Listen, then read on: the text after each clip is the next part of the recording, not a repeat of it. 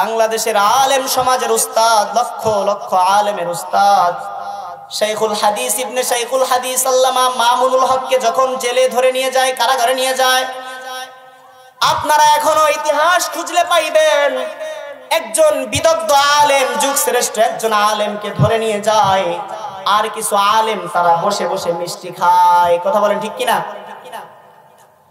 মনে রাখতে হবে যে সমস্ত আলেম একজন আলেমের দুঃখ দেখে মিষ্টি খায়, মনে রাখতে হবে ওটা আলেম হতে পারে না, ওটা ইহুদিদের দালাল। কথা বলেন ঠিক কিনা?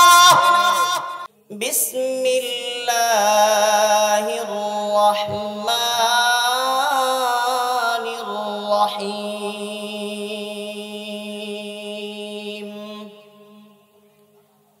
ওয়া ইবাদুর রহমানিল্লাযীনা ইয়ামশুনা আলাল আরদি হাওনান ওয়া ইযা খাতাবাহুমুল জাহিলুনা ক্বালু সালামা। মহান রব্বে কারীম পবিত্র কোরআনের সূরা ফুরকান, সকলে বলেন সূরা ফুরকান। কোন সূরা? সূরা ফুরকানের 63 নম্বর আয়াত থেকে আল্লাহ তাআলা মুমিনের কিছু গুণাবলী আলোচনা করেছেন।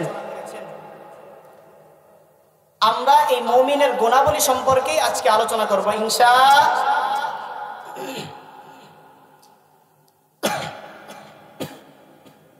এখানে ধারাবাহিকভাবে আল্লাহ তাআলা মুমিনের 14টি গুণাবলী আলোচনা করেছেন।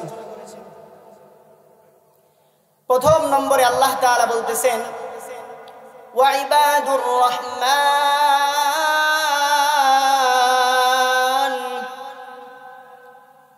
আমি আল্লাহ, আমি রহমান, আমি রহিম। আমি আল্লাহ রহমানের কিছু বান্দা যারা খাস বান্দা হবে, যাদের নাম হবে ইবাদুর রহমান, মানে হচ্ছে রহমানের বান্দা। এই রহমানের বান্দা যারা হবে তাদের অবশ্যই কিছু গুণাবলী থাকতে হবে। আর যেই গুণাবলীর কথা আল্লাহ তাআলা বলতেছেন আল্লাযীনা ইয়ামশুনা আলাল আরদি হাওনা,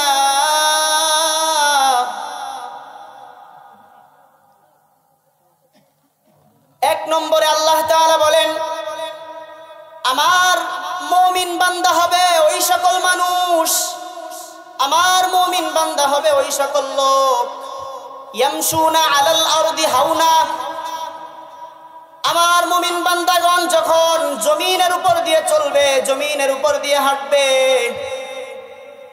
আল্লাহ বলে ইয়ামশুনা আলাল আরদি হাওনা, আমার মুমিন বান্দাগণ বিনয়ী নম্রতার সঙ্গে জমিনের উপর দিয়ে চলবে। বলেন সুবহানাল্লাহ। মুমিন বান্দাদেরকে বিনয়ের সাথে জমিনের উপর দিয়ে হাঁটার কথা কে বলেছেন? তো আল্লাহ তাআলা আমাদেরকে বলেন এক নম্বরে যারা মুমিন হবে জমিনের উপর দিয়ে যখন তারা চলবে বিনয়ের সাথে চলবে, এটা হলো এক নম্বর গুণ। দ্বিতীয় নম্বর গুণে আল্লাহ বলে ওয়া ইযা খাতাবাহুমুল জাহিলুনা ক্বালু সালামা।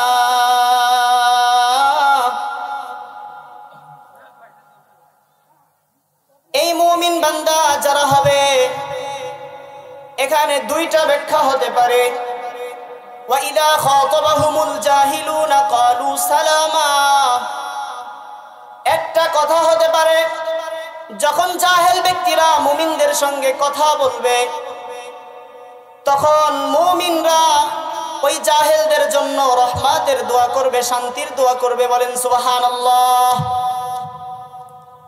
আর একটা ব্যাখ্যা হতে পারে যখন জাহেল ব্যক্তিরা মুমিনদের ব্যাপারে গালিগালাজ করবে, অশালীন ভাষায় কথা বলবে, তখন মুমিনরা তাদের জন্য শান্তির দোয়া করবে। বলেন সুবহানাল্লাহ। ওয়াল্লাযীনা ইয়াবিতুনা লিরাব্বিহিম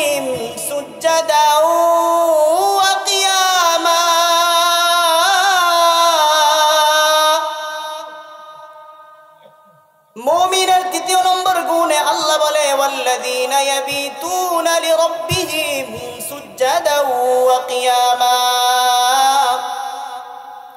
আমি আল্লাহর মুমিন বান্দা যারা হবে তারা তাদের রাতগুলোকে কাটিয়ে দিবে সিজদা এবং দাঁড়ানো অবস্থায়। এর মানে হলো রাত কাটিয়ে দিবে নামাজ এবং সিজদা অবস্থায়। বলি সুবহানাল্লাহ। এরপরে আল্লাহ বলেন ওয়াল্লাযীনা ইয়াকুলুনা রাব্বানা ইসরিফ আন্না আযাব জাহান্নাম। রব্বে কারীম বলে আমার মুমিন বান্দা যারা হবে, আমার এই মুমিন বান্দারা আমি আল্লাহর কাছে দোয়া করবে। ওয়াল্লাযীনা ইয়াকুলুন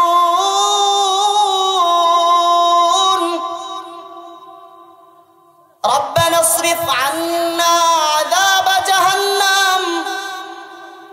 মুমিন বান্দা বলবে, হে আমাদের রব, হে আমাদের আল্লাহ,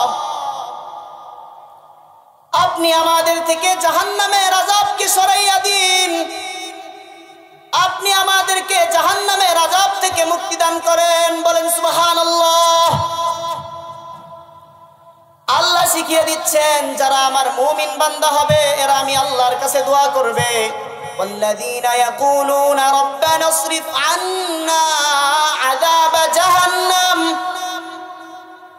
আমরা জিজ্ঞাসা করলাম, আল্লাহ কেন আমরা জাহান্নামের আযাব থেকে আপনার কাছে মুক্তি চাইব?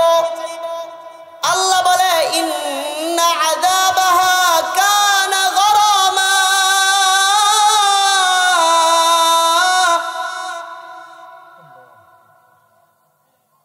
আল্লাহ বললেন নিশ্চয় আমার যে জাহান্নাম, এই জাহান্নামের আযাব তোমাদেরকে ধ্বংস করে দিবে। বলেন নাউযুবিল্লাহ।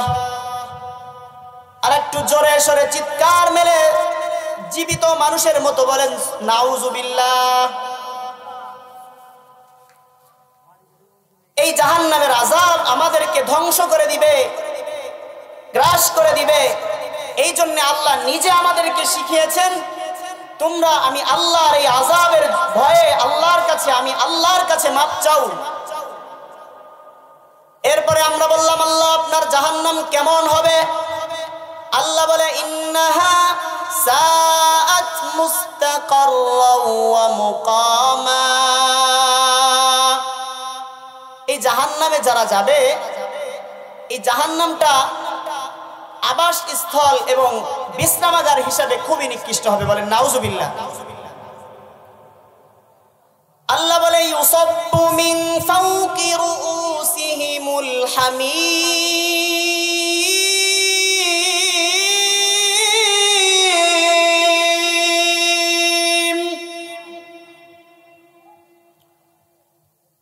আল্লাহ বলে জাহান্নামে যেই মানুষ ঢুকবে, জাহান্নামে আমার যেই বান্দারা ঢুকবে, এই সমস্ত জাহান্নামী মানুষদের মাথার উপরে গরম পানি ঢেলে দেওয়া হবে। বলেন নাউযুবিল্লাহ। ইউসহারু বিহি মা ফি বুতুনিহিম ওয়াল জুলুদ। আল্লাহু আকবার। এবার আল্লাহ বলে আমি শুধু জাহান্নামের গরম পানি তোমাদের মাথায় ঢেলে দিব, বিষয়টা এমন নয়। এই গরম পানি যখন তোমাদের মাথার উপর ঢেলে দেওয়া হবে, ইউসহারু বিহি মা ফি বুতুনিহিম, এই গরম পানি যখন তোমাদের মাথার মধ্যে ঢেলে দেওয়া হবে, গরম পানিটা মাথার উপর ঢেলে দেওয়ার সঙ্গে সঙ্গে মাথাটা ছিদ্র হয়ে পেটের মধ্যে পানি পড়বে। ইউসহারু বিহি মা ফি বুতুনিহিম, এই পানি তোমার পেটের মধ্যে যেই জিনিস রয়েছে নাড়ি এবং ভুঁড়ি সমস্ত কিছুকে বিগলিত করে দিবে। বলেন নাউযুবিল্লাহ। ইউসহারু বিহি মা ফি বুতুনিহিম, যেই পানি মাথা ছিদ্র হয়ে পেটের মধ্যে বের হবে, পেটের ভিতরে যেই নাড়ি ভুঁড়ি রয়েছে এই নাড়ি ভুঁড়িগুলোকে বিগলিত করে দিবে, গলে যাবে। এই গরম পানির এমন হিট হবে, এই হিটে মাথা ছিদ্র হয়ে পেটের মধ্যে যেই নাড়ি ভুঁড়ি রয়েছে সমস্ত কিছুকে বিগলিত করে দিবে। শুধু পেটের মধ্যে যা কিছু রয়েছে এটাকে বিগলিত করে দিবে, বিষয়টা এমন নয়। আল্লাহ বলে ইউসহারু বিহি মা ফি বুতুনিহিম ওয়াল জুলুদ।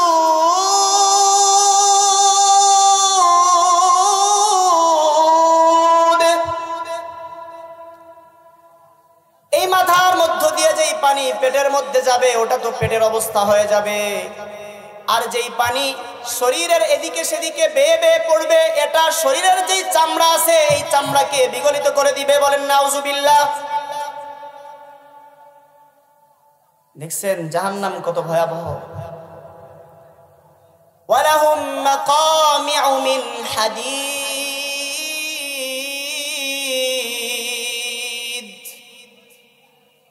শুধু পেটের ভিতরে যা আছে এটাই বিগলিত হবে, চামড়া গলে যাবে। শুধু এমন নয়, এর সঙ্গে আল্লাহ বলে তোমাদের জন্য রেখে দিয়েছি লোহার মুগুর।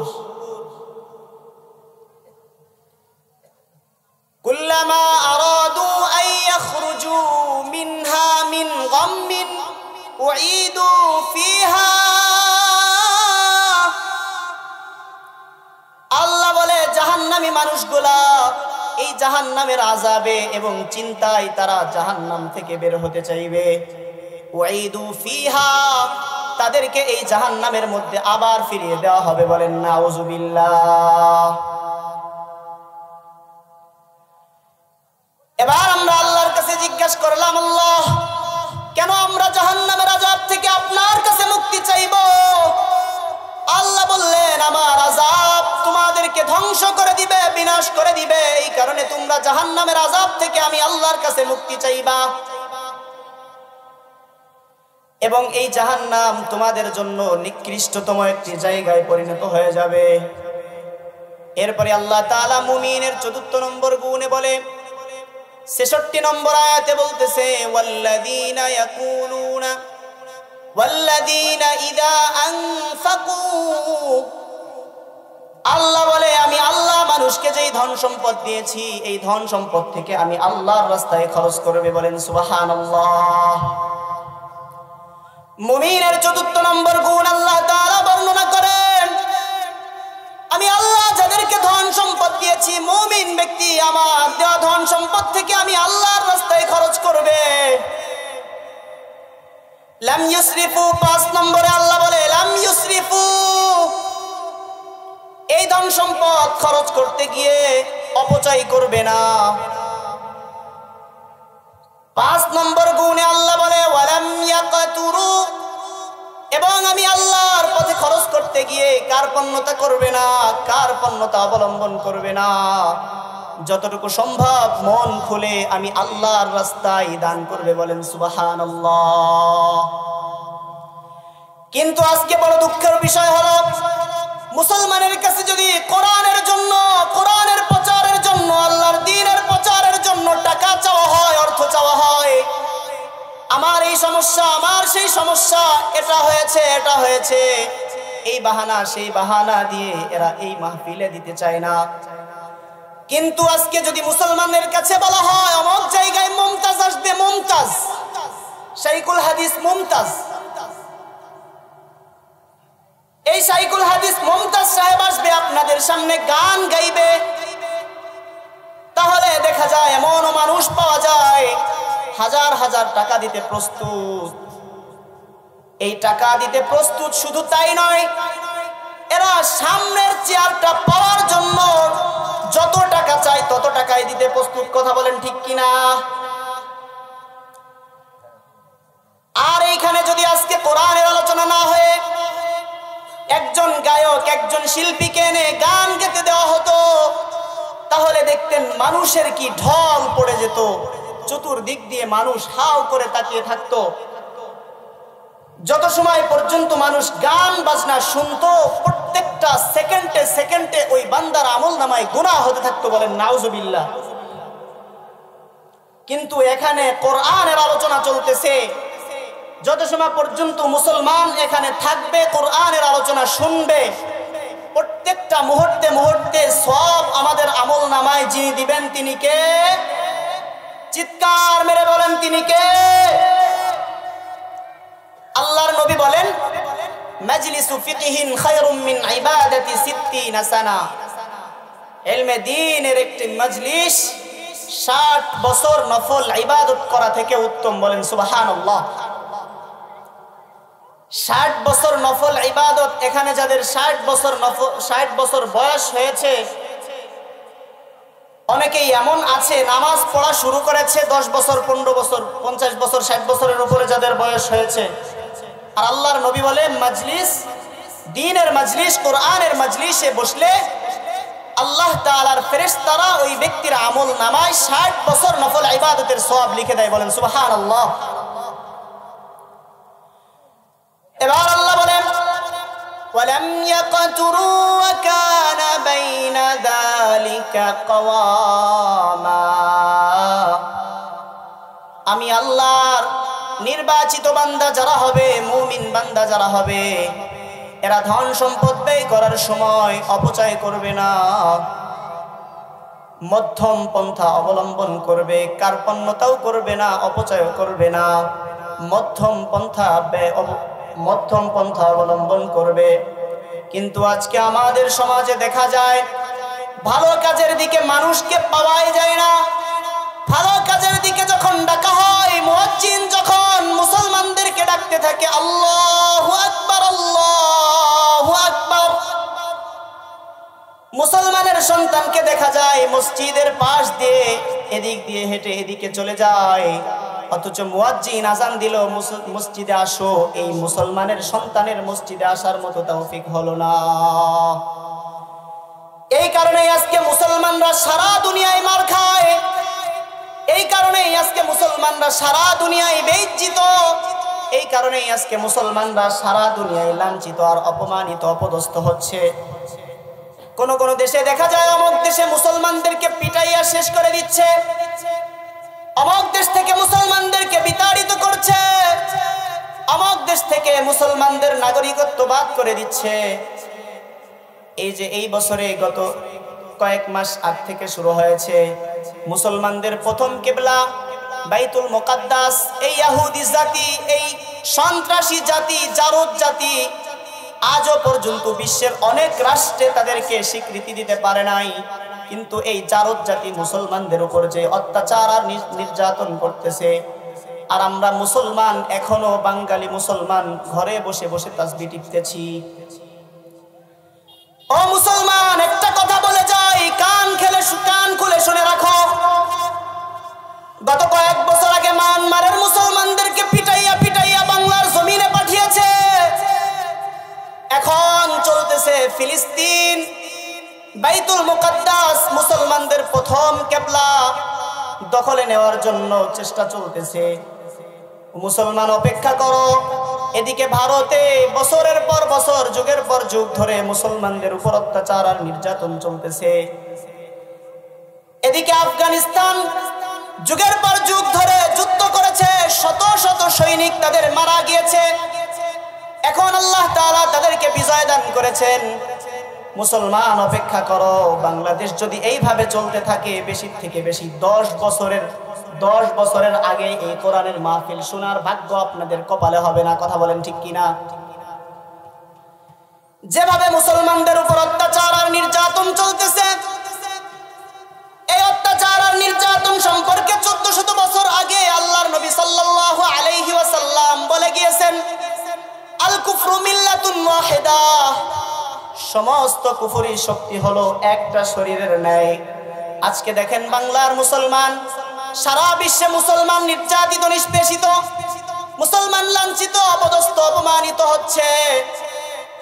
একজন মুসলমান মার খায়, একজন মুসলমান মরে যায়, আর আরেকজন মুসলমান ঘরের দরজা আটকাইয়া হাসে। এমন ইতিহাস আমাদের বাংলার জমিনে আছে না নাই? একটু চিৎকার মেরে বলেন, এমন ইতিহাস আমাদের বাংলার জমিনে আছে না নাই? এর বাস্তব প্রমাণ হলো গত কয়েক বছর আগে 2020-এ আমাদের সকলের উস্তাদ, বাংলাদেশের আলেম সমাজের উস্তাদ, লক্ষ লক্ষ আলেমের উস্তাদ শাইখুল হাদিস ইবনে শাইখুল হাদিস আল্লামা মামুনুল হককে যখন জেলে ধরে নিয়ে যায়, কারাগারে নিয়ে যায়, আপনারা এখনো ইতিহাস খুঁজলে পাইবেন একজন বিদগ্ধ আলেম, যুগ শ্রেষ্ঠ একজন আলেমকে ধরে নিয়ে যায়, আর কিছু আলেম তারা বসে বসে মিষ্টি খায়। কথা বলেন ঠিক কিনা? মনে রাখতে হবে যে সমস্ত আলেম একজন আলেমের দুঃখ দেখে মিষ্টি খায়, মনে রাখতে হবে ওটা আলেম হতে পারে না, ওটা ইহুদিদের দালাল। কথা বলেন ঠিক কিনা? বুঝতে হবে ওর পকেটে ইহুদিদের টাকা ঢুকেছে, বুঝতে হবে ওর পকেটে ইহুদি খ্রিস্টানদের অর্থ ঢুকেছে, আর এই অর্থ দিয়েই তারা মিষ্টি খাচ্ছে, মিষ্টি বিতরণ করছে। আবার আমাদের বিশেষ করে বাংলার জমিনে কি শুরু হয়েছে? গত 2023 সালের শুরুতে আমরা মানুষ, আদমের জাতি, আল্লাহ বলেছে তোমরা হলে আদমের জাতি। এক নয়, দুই নয়, অনেক জায়গায় আল্লাহ তাআলা আমাদেরকে বলেছেন ইয়া বানি আদম, ইয়া ইবনা আদম। আল্লাহ আদমের সন্তান বলে আদর করে ডাক দিয়েছেন। কিন্তু গত 2023-এ আমরা দেখলাম আমাদেরকে মিস্টার ডারউইন নামে একজন বিজ্ঞানী, মূলত তো তার নাম ডারউইন হওয়া দরকার ছিল না, আমাদের আরবি কায়দা কানুন অনুযায়ী আগে পরে বাদশা দিয়ে তার নাম হওয়া দরকার ছিল ডাস্টবিন। বলেন কি? এই ডারউইন কি কয়? মানুষ হলো বান্দর থেকে হয়েছে। বলেন নাউজুবিল্লাহ। এখানে বান্দরের সন্তান কে কে? হাত তুলেন তো। বান্দরের সন্তান কে কে? হাত তুলেন। একজন পাওয়া গেছে, আল্লাহ মাফ করুন, বুঝতে পারে নাই। আল্লাহ বলে আমি আল্লাহ মানুষকে সৃষ্টি করেছি আদম থেকে। এই মানুষ হলো আমি আল্লাহ, আদমের আমার পয়গম্বর আদম আলাইহিস সালাতু ওয়াস সালামের জাতি। কিন্তু এই মিস্টার ডারউইন আমাদেরকে কি শিক্ষা দিতে চেয়েছিল? আমাদের তরুণ সন্তানদেরকে বলেছিল যে মানুষ হলো বানর থেকে হয়েছে। বলেন নাউজুবিল্লাহ। আমরা একটু আগে আগে বসে জিকির করি লা ইলাহা ইল্লাল্লাহ। আসেন আগে আসেন, আগে আসেন, আসেন একটু আগে আসেন, আসেন। লা ইলাহা ইল্লাল্লাহ, লা ইলাহা ইল্লাল্লাহ, লা ইলাহা ইল্লাল্লাহ, লা ইলাহা ইল্লাল্লাহ, লা ইলাহা ইল্লাল্লাহ, লা ইলাহা ইল্লাল্লাহু মুহাম্মাদুর রাসূলুল্লাহ।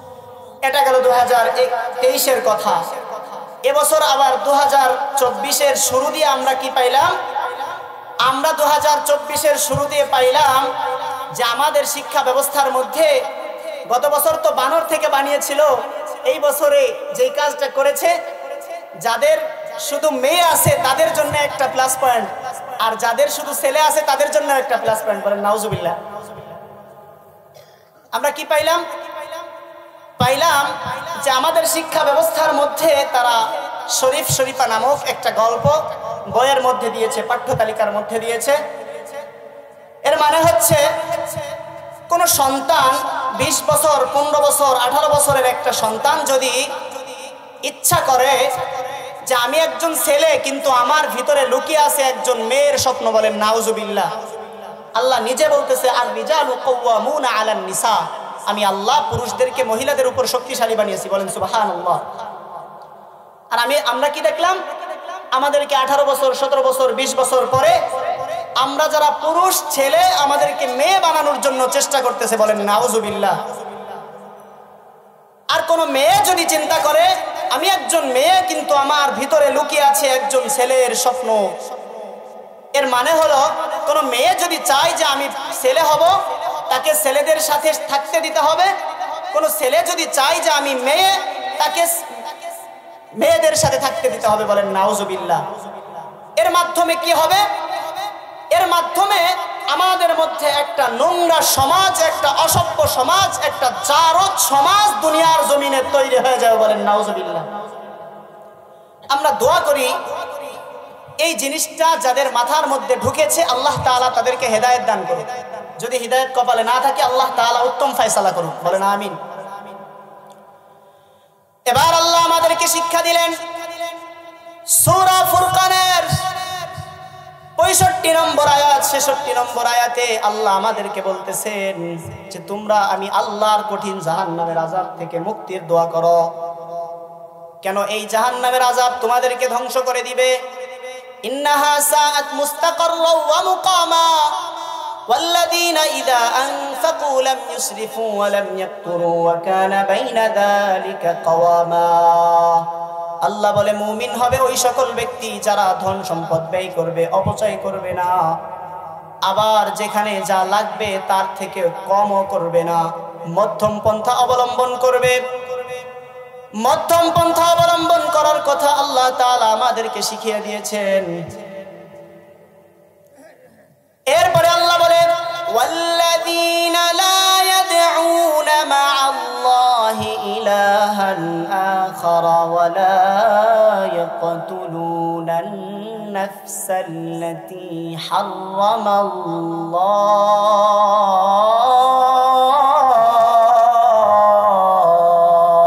আল্লাহু আকবার।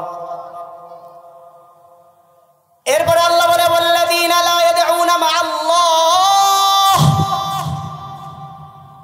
আমি আল্লাহর খাঁটি বান্দা যারা হবে তারা আমি আল্লাহর সঙ্গে কাউকে শরীক করবে না।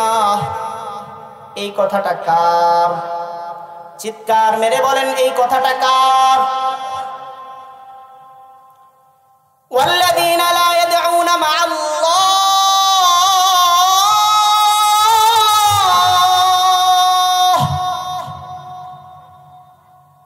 যারা আল্লাহর খাঁটি বান্দা হবে তারা আল্লাহর সঙ্গে কাউকে শরীক সাব্যস্ত করবে না।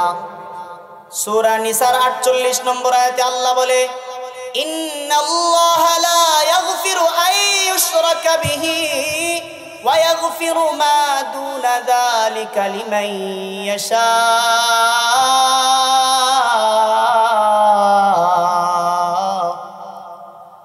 আল্লাহ বলে আমি আল্লাহ আমার সঙ্গে যে ব্যক্তি শিরক করে, আমি আল্লাহর সমতুল্য কাউকে মনে করে, আমি আল্লাহ ওই ব্যক্তিকে ক্ষমা করি না। বলেন নাউযুবিল্লাহ।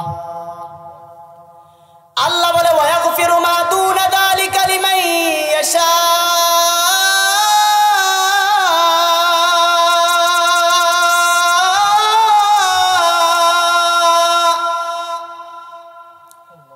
আমি আল্লাহ শিরকের গুনাহ ছাড়া অন্য সকল গুনাহ যাকে ইচ্ছা ক্ষমা করে দেই। বলেন নাউযুবিল্লাহ, সুবহানাল্লাহ। আল্লাহ শিরকের গুনাহ ছাড়া সমস্ত গুনাহ যাকে ইচ্ছা ক্ষমা করে দেন। এবার একটা আয়াত পাইলাম সূরা নিসার 48। আল্লাহ একই কথা সূরা নিসার 116 নম্বর আয়াতে আবার এই কথাটাই বলেছেন ইন্নাল্লাহা লা ইয়াগফিরু আন ইউশরাকা বিহি ওয়া ইয়াগফিরু মা দুনা যালিকা লিমান ইয়াশা। একই কথা আল্লাহ দুই জায়গায় বলেছেন, আরো অনেক জায়গায় বলেছেন। কেন এক কথা বারবার বলেছেন? শিরকের গুনাহ হলো সব থেকে বড় গুনাহ। আল্লাহ বলে আমি শিরকের গুনাহ ছাড়া সমস্ত গুনাহকে মাফ করে দেই। এরপরে আল্লাহ বলেন ওয়ালা ইয়াকতুলুনান নাফসাল্লাতী হারামাল্লাহ।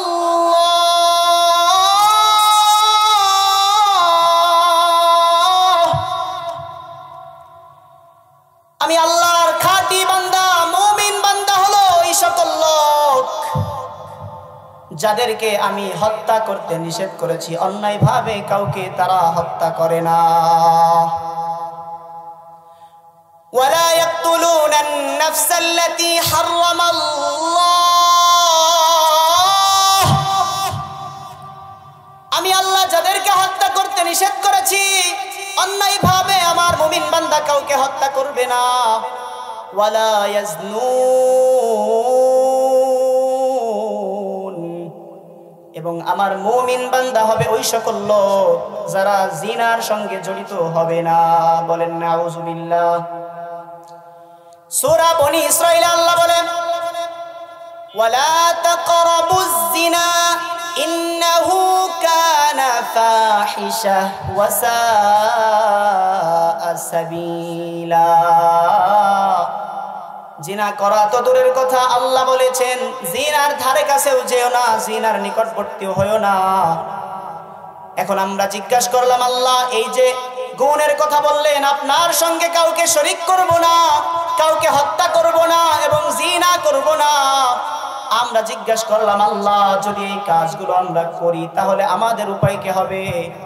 আল্লাহ বললেন তোমরা যদি এই কাজগুলো করো তাহলে তোমরা অবশ্যই আমি আল্লাহর শাস্তির সম্মুখীন হবে। বলেন নাউযুবিল্লাহ। এরপরে আমরা জিজ্ঞাসা করলাম আল্লাহ শুধু কি আমরা শাস্তির সম্মুখীন হব? আল্লাহ বলে শুধু শাস্তির সম্মুখীন হবা বিষয়টা এমন না, ইউদাআফ লাহুল আযাবু ইয়াউমাল কিয়ামাহ, কিয়ামতের ওই কঠিন দিনে আমি আল্লাহ তোমাদের জন্য আমার আযাবকে দ্বিগুণ করে দিব। বলেন নাউযুবিল্লাহ। ওয়া ইয়াখলুদ ফীহি মুহানা, এবং তোমরা আমি আল্লাহর আযাবের মধ্যে লাঞ্ছিত হয়ে চিরস্থায়ীভাবে থাকবে। বলেন নাউযুবিল্লাহ। এবার আমরা আল্লাহর কাছে বললাম আল্লাহ বুঝলাম শাস্তি তো আমাদেরকে পেতে হবে, কিন্তু যদি আমরা তাওবা করি ফিরে আসি তাহলে আমাদের কোনো পুরস্কার আছে কিনা, আমাদেরকে মাফ করবেন কিনা? আল্লাহ বলে ইল্লা মান তাবা ওয়া আমানা ওয়া আমিলা আমালান সলিহা, আমার যেই বান্দা গুনাহ করার পর আমি আল্লাহর কাছে তওবা করবে, ঈমান আনবে, সৎ কাজ করবে, আল্লাহ বলে আমি আল্লাহ ওই ব্যক্তির মন্দ কাজগুলোকে ভালো কাজ দিয়ে পরিবর্তন করে দেই। বলেন সুবহানাল্লাহ। চিৎকার মেরে বলেন সুবহানাল্লাহ। আমরা জিজ্ঞাসা করলাম আল্লাহ আমাদের গুনাহ যদি সারা দুনিয়ার থেকে বেশি হয়, এই পরিমাণ কি আপনি আমাদেরকে এই গুনাহর পরিবর্তে নেকি দিয়ে দিবেন? আল্লাহ উত্তর দিয়ে দিলেন ইউবাদদিলুল্লাহু সাইয়্যাতিহিম হাসানাত। আল্লাহু আকবার। আল্লাহ উত্তর করে দিলেন যতই গুনাহ করো আমি আল্লাহ তোমার ওই গুনাহকে নেকি দ্বারা পরিপূর্ণ করে পরিবর্তন করে দিব। বলেন সুবহানাল্লাহ। ওয়া কানাল্লাহু গফুরার রহিমা। আমরা জিজ্ঞাসা করলাম আল্লাহ এত নাফরমানির পরেও কেন আবার আপনি ক্ষমা করে দিবেন? আল্লাহ উত্তর দিয়ে দিলেন ওয়া কানাল্লাহু গফুরার রহিমা। আল্লাহ উত্তর করলেন বান্দারে আমি আল্লাহর একটা নাম হলো গফুর আর একটা নাম হলো রহিম। বলেন সুবহানাল্লাহ। আমি আল্লাহ গফুর, আমি আল্লাহ রহিম, আমি আল্লাহ ক্ষমাশীল। এজন্য আমি আল্লাহ তোমাকে ক্ষমা করে দিব, শুধু ক্ষমা করব এতটুকুই নয়, বরং তোমার গুনাহটাকে আমি আল্লাহ নেকি দ্বারা পরিবর্তন করে দিব। জোরে করে বলেন সুবহানাল্লাহ। ومن تاب وعمل صالحا فإنه يتوب إلى الله متابا।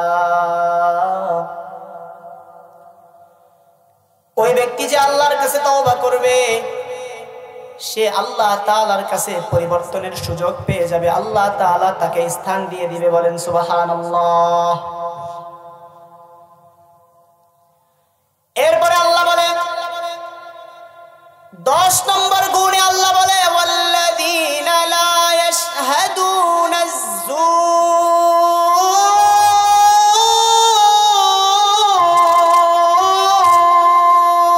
আল্লাহু আকবার। আল্লাহ বলে আমার মুমিন বান্দা হবে ওই সকল লোক লা ইয়াশহাদুনা আয-যূর। শাহিদা ইয়াশহাদু মানে সাক্ষী দেওয়া। বলেন শাহিদা ইয়াশহাদু মানে কি? জোরে করে বলেন শাহিদা ইয়াশহাদু মানে সাক্ষী দেওয়া। কি বলেন? লা ইয়াশহাদুনা আয-যূর। আমি আল্লাহর খাস বান্দা হবে ওই সকল লোক যারা মিথ্যা সাক্ষী দিবে না। এই কথা যদি বুঝে থাকেন তাহলে চিৎকার মেরে বলেন, বর্তমান আমাদের সমাজে মিথ্যা সাক্ষী দেওয়ার মতো মানুষ আছে না নাই? তাহলে এরা মুমিন না মুনাফিক? বলেন, এরা মুনাফিক। والذين لا يشهدون الزور, মুমিন বান্দা যারা হবে তারা মিথ্যা সাক্ষী দিবে না, একমাত্র আল্লাহ তাআলার জন্য, আল্লাহ যাকে সাক্ষী দেওয়ার জন্য বলেছেন তার ব্যাপারেই সাক্ষী দিবে। বলেন সুবহানাল্লাহ। এবার 11 নম্বরে আল্লাহ বলেন, ওয়া ইযা মাররু বিল্লাগবি মাররু কিরামা। আল্লাহ বলে আমার মুমিন বান্দারা যখন অশালীন কোনো কাজ, ফাহেশা কোনো কাজের পাশ দিয়ে যাবে, তারা নিজেদের সম্মান এবং মর্যাদাকে বজাইয়া রেখে হেঁটে যাবে। বলেন সুবহানাল্লাহ। এর মানে হলো আপনি পথে কোথাও গিয়েছেন, আসার সময় দেখেন অথবা যাওয়ার সময় দেখেন পথে কোথাও কোনো অশালীন কাজ হচ্ছে, তো তখন কি আপনি ওই অশালীন কাজের দিকে এমনি তাকায় থাকবেন? বলেন, আল্লাহর ভাষা অনুযায়ী কি করবেন? আপনি আপনার সম্মানকে বজায় রেখে মাথা নিচের দিকে দিয়ে ওই অন্যায় কাজ থেকে বিরত হয়ে অন্য রাস্তায় আপনার কাজে আপনি চলে যাবেন। কথাটা কার? والذين لا يشهدون الزور وإذا مروا باللغو مروا كراما। 11 নম্বরে আল্লাহ বলেছেন মুমিন বান্দারা মিথ্যা সাক্ষী দিবে না, এবং যখন মুমিন বান্দা কখনো অশালীন কাজের পাশ দিয়ে যাইবে নিজেদের সম্মান এবং মর্যাদাকে বজায় রেখে চলে যাবে। বলেন সুবহানাল্লাহ।